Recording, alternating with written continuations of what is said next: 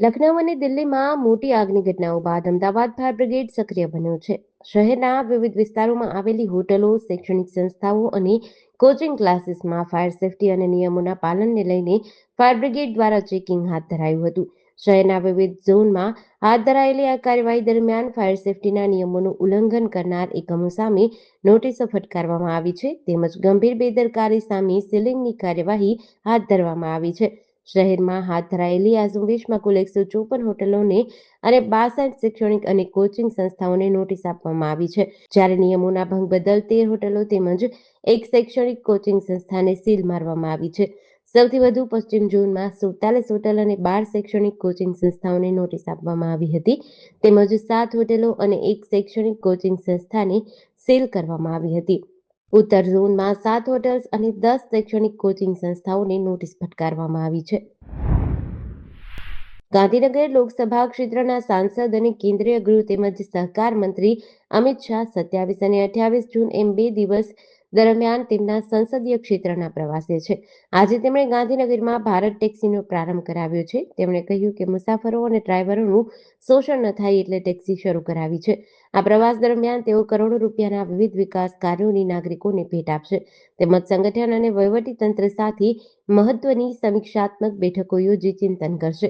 Gandhinagar Lok Sabha Bhajap media વિભાગની અખબારી યાદીમાં આ પ્રવાસના કાર્યક્રમોની વિગતવાર માહિતી જાહેર કરવામાં આવી છે. અમિત શાહ અમદાવાદના શાહીબાગ વિસ્તારમાં આવેલા સર્કિટ હાઉસ એનેક્સી ખાતે પહોંચશે. અહીં તેઓ ગાંધીનગર લોકસભા હરિયાળી લોકસભા અભિયાન અંતર્ગત હાથ ધરાયેલા સામૂહિક વૃક્ષારોપણની કામગીરી અંગે ઉચ્ચ સ્તરીય સમીક્ષા બેઠક કરશે અને અધિકારીઓને જરૂરી દિશા નિર્દેશો આપશે.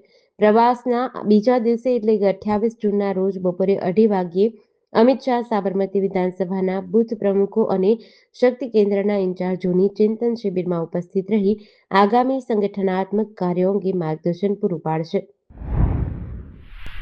ખેડા જિલ્લાના કપડવંજમાં ડમ્પિંગ સ્ટેશન સામે આવેલી એક ગેરકાયદેસર ફટાકડાની ફેક્ટરીમાં આજે ભયાનક વિસ્ફોટ થયો હતો, જેને લઈ સમગ્ર પંથકમાં ચકચાર મચી ગઈ હતી. આ બ્લાસ્ટ એટલો પ્રચંડ હતો કે આજુબાજુના ગામોમાં ધરતી ધ્રુજી હોય તેવો અહેસાસ થયો હતો અને ઘટના સ્થળે આવેલું આખું મકાન તૂટીને ભૂકો થઈ ગયું હતું. એટલું જ નહીં, દૂર દૂર સુધી ધુમાડાના ગોટા જોવા મળ્યા હતા. ત્યારે આ દુર્ઘટનામાં 5 થી 6 લોકો ઇજાગ્રસ્ત થયા છે, જેમાંથી 20 શ્રમિક ગંભીર રીતે ઘાયલ થતા તેમને તાત્કાલિક સારવાર અર્થે ખસેડવામાં આવ્યા છે. 2 દિવસ પહેલા જ ખેડા એસઓજી દ્વારા વસુ ગામમાંથી પણ એક ગેરકાયદેસર ફટાકડાનું કારખાનું ઝડપી પાડવામાં આવ્યું હતું. ત્યાં જ કપડવંજમાં આ બીજી મોટી ઘટના સામે આવી છે. પ્રાથમિક તપાસ મુજબ આ સ્થળે ફટાકડાની દિવેટો બનાવવાનું કામ ચાલતું હતું અને ફેક્ટરીના માલિક પટેલ હોવાનું સામે આવ્યું છે. અમેરિકી રાષ્ટ્રપતિ ડોનાલ્ડ ટ્રમ્પ વર્ષ 2027ની શરૂઆતમાં ભારત આવી શકે છે. ન્યૂઝ એજન્સી આઈએએનએસ અનુસાર હૈદરાબાદમાં મીડિયા સાથે વાતચીત દરમિયાન વિદેશ મંત્રી માર્કો રૂબિયોએ આ નિવેદન આપ્યું. જ્યારે તેમને પૂછવામાં આવ્યું કે તેઓ ભારતની પ્રગતિ, વિકાસ અને વૈશ્વિક સ્તરે ભારતના વડાપ્રધાન નરેન્દ્ર મોદીની ભૂમિકાને કેવી રીતે જુએ છે, ત્યારે અમેરિકી વિદેશ મંત્રી માર્કો રૂબિયોએ કહ્યું કે અમે વડાપ્રધાન મોદી અને તેમના દ્વારા કરવામાં આવેલા કાર્યોના મોટા પ્રશંસક છીએ. આ ટ્રમ્પની બીજી ભારત યાત્રા હશે. આ પહેલા વર્ષ 2020માં અમદાવાદમાં તેમની પ્રથમ ભારત યાત્રા પર આવ્યા હતા. અમેરિકી રાષ્ટ્રપતિ ડોનાલ્ડ ટ્રમ્પે હૈદરાબાદમાં યુએસ કોન્સ્યુલેટ નજીકના રસ્તાને ડોનાલ્ડ ટ્રમ્પ એવન્યુ નામ આપવા બદલ ભારતનો આભાર માન્યો છે. શુક્રવારે તેમણે તેમના social media platform truth social પર લખ્યું, ભારતના હૈદરાબાદમાં નવું ડોનાલ્ડ ટ્રમ્પ એવન્યુ. હું આ રીતે સન્માનિત થનાર પ્રથમ યુએસ રાષ્ટ્રપતિ છું. આભાર. દક્ષિણ અમેરિકી દેશ વેનેઝુએલામાં 25 જૂને આવેલા 2 ભૂકંપ બાદ શનિવારે વધુ એક ભૂકંપ આવ્યો. દેશના ઉત્તરીય તટ પાસે આ ભૂકંપની તીવ્રતા 4.9 રિક્ટર માપવામાં આવી. રોયટર્સ અનુસાર તેના આંચકા રાજધાની કારાકાસ અને મારાકેમાં પણ અનુભવાયા હતા. જ્યારે છેલ્લા ભૂકંપના 3 દિવસ પછી મૃત્યુઆંક વધીને 920 થઈ ગયો છે. 3,360થી વધુ લોકો ઘાયલ છે, જ્યારે 51,700થી વધુ લોકો હજુ પણ ગુમ હોવાનું જણાવાઈ રહ્યું છે. અધિકારીઓએ જણાવ્યું કે અત્યાર સુધીમાં 243 લોકોને જીવતા બચાવાયા છે. રાહત અને બચાવ અભિયાન ચાલુ છે, તેથી મૃતકોની સંખ્યા વધી શકે છે. ઘણા વિસ્તારોમાં સરકારી રાહત ટીમોની અછતના કારણે લોકો પોતાના સ્વજનોને શોધવા માટે જાતે જ કાટમાળ હટાવવા લાગેલા છે. ઘણા પરિવારો હથોડા અને અન્ય સાધનો વડે ઇમારતોનો કાટમાળ હટાવીને પોતાના સ્વજનોની શોધ કરી રહ્યા છે. છોટાઉદેપુર જિલ્લામાં ગેરકાયદેસર રેતી ખનન અને વહન સામે કલેક્ટર ગાર્ગી જઈને કડક કાર્યવાહી કરી છે. કલેક્ટરે બનાવેલી ટીમે 24 કલાકમાં વિવિધ સ્થળોએ દરોડા પાડીને 33 વાહનો જપ્ત કર્યા છે. આ કાર્યવાહીમાં 16 ટ્રેક્ટર અને 17 ટ્રકનો સમાવેશ થાય છે.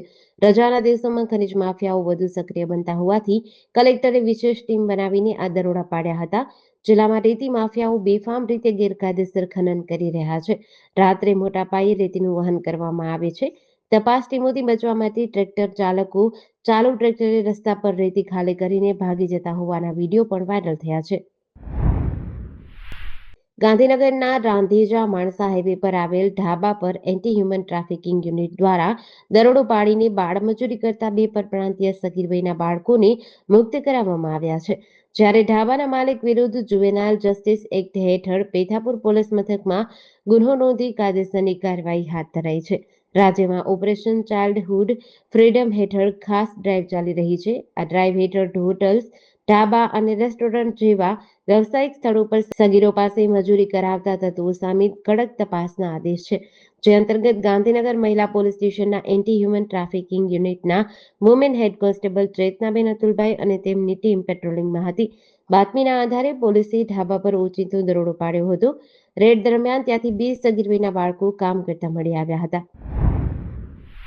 જામનગર તાલુકા વિસ્તારમાં પદયાત્રા કરી રહેલા એક વૃદ્ધ સંન્યાસીની સાયકલમાંથી રોકડ રકમ અને સામાનની ચોરી થયાની ફરિયાદ નોંધાઈ છે. આ ઘટના જામનગર ખંભાળિયા હાઈવે પર બેડ નદી નજીક બની હતી. ફરિયાદી સકારામજી મંગનાજી ચૌહાણ રાજસ્થાનના બાલોતરા જિલ્લાના આસાળા ગામના વતની છે અને સંન્યાસી જીવન જીવે છે. તેઓ પોતાની માનતા પૂરી કરવા માટે રાજસ્થાનથી 3 પૈડાવાળી સાયકલ સાથે દ્વારકાધીશના દર્શનાર્થે પદયાત્રા કરી રહ્યા હતા. ફરિયાદ અનુસાર 25 જૂન 2026ના રોજ તેઓ જામનગરના બેડ ટોલ નાકા નજીક ખોડલ હોટેલ ખાતે રોકાયા હતા. બીજા દિવસે 26 જૂને તેમણે પદયાત્રા ફરી શરૂ કરી અને જામનગર ખંભાળિયા હાઈવે પર બેડ નદી નજીક આવેલા બાપા સીતારામની મઢોલી પાસે પહોંચ્યા. ત્યાં તેમણે પોતાની સાયકલ અને સામાન રોડની બાજુમાં મૂકી સામેના મંદિરમાં પૂજા કરવા ગયા હતા. હવામાન વિભાગે આગામી 2 જુલાઈથી ગુજરાતમાં છૂટાછવાયા હળવાથી મધ્યમ વરસાદ થવાની સંભાવના વ્યક્ત કરી છે. આજે 27 જૂને અમરેલી, ગીર સોમનાથ, દીવ, ભાવનગર, દાહોદ, છોટાઉદેપુર, નર્મદા, સુરત, તાપી, નવસારી, ડાંગ, વલસાડ, દમણ, દાદરાનગર હવેલીમાં હળવાથી મધ્યમ વરસાદની આગાહી કરી છે. છેલ્લા 24 કલાક દરમિયાન નર્મદામાં ભારે વરસાદ ખાબક્યો હતો, જેથી સાગબારા દેડિયાપાડા વિસ્તારની જંગલ વિસ્તારની નદીઓમાં પૂર આવ્યું હતું. ઉત્તર ગુજરાતમાં ચોમાસું આગળ વધ્યું છે અને આગામી 3 થી 4 દિવસમાં દક્ષિણ પશ્ચિમ ચોમાસું ગુજરાતના વધુ વિસ્તારોમાં આગળ વધવા માટે અનુકૂળ પરિસ્થિતિ હોવાનું હવામાન વિભાગે જણાવ્યું છે. જો કે રાજ્યમાં આગામી 7 દિવસ સુધી કોઈ ખાસ હવામાન એલર્ટ જાહેર કરાયું નથી. છેલ્લા 24 કલાક દરમિયાન દક્ષિણ ગુજરાત અને સૌરાષ્ટ્રમાં છૂટાછવાયા વરસાદ નોંધાયા હતા. બહુચરાજી તાલુકાના રાંતેજમાં રહેતા અને પાટડી ખાતે પશુ ડોક્ટર તરીકે ફરજ બજાવતા વિશાલકુમાર ભરતભાઈ રાઠોડે બહુચરાજી પોલીસ મથકમાં મોટરસાયકલ ચોરી અંગેની ફરિયાદ નોંધાવી છે. 24 જૂનના રોજ સવારે 7 વાગ્યાના સુમારે તેઓ રાંતેજથી પોતાનું પેશન મોટરસાયકલ લઈને બહુચરાજી બસ સ્ટેન્ડ આવ્યા હતા. મોટરસાયકલને બસ સ્ટેન્ડમાં આવેલી લીમડાની નીચે પાર્ક કરી તેઓ એસટી બસ દ્વારા પાટડી નોકરી પર ગયા હતા. ત્યારબાદ સાંજે 6 વાગ્યાના સુમારે નોકરી પરથી પરત આવીને જોતા પાર્ક કરેલી જગ્યાએ મોટરસાયકલ મળ્યું ન હતું. આસપાસના વિસ્તારમાં તપાસ કરવા છતાં કોઈ પત્તો ન લાગતા આખરે બાઇક ચોરી થયાનો અહેસાસ થયો હતો. બહુચરાજી પોલીસે અજાણ્યા તસ્કર વિરુદ્ધ ગુનો નોંધી કાયદેસરની કાર્યવાહી હાથ ધરી છે.